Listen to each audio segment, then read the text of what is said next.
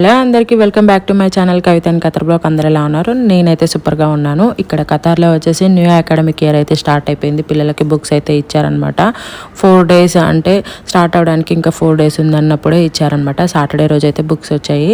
ఇంకా పిల్లల బుక్స్ పైన నేమ్స్ అయితే రాస్తున్నాము. ఆల్మోస్ట్ 20 days హాలిడేస్ ఇచ్చారు. ఇక్కడ summer break with Eid holidays కలిపి ఇచ్చారనమాట ఈసారి.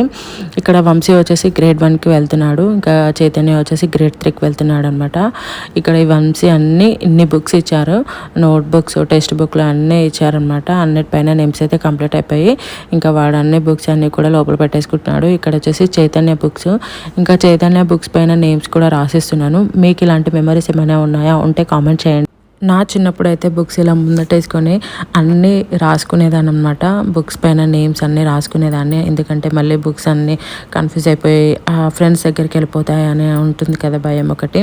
మీకు అలాంటి ఏమైనా మెమరీస్ ఉంటే కామెంట్ చేయండి. నాకైతే చాలా హ్యాపీగా అనిపిస్తుంది బుక్స్ పైన నేమ్స్ ఇలా రాస్తుంటే. ఇప్పుడు పిల్లలకి రాస్తున్నాము. ఇండియాలో న్యూ అకాడమిక్ ఎప్పుడు స్టార్ట్ అవుతుంది? ఇక్కడైతే April 8 నుంచి స్టార్ట్ అవుతుంది అనమాట న్యూ అకాడమిక్ ఇయర్. కామెంట్ చేయండి. Please do subscribe. థ్యాంక్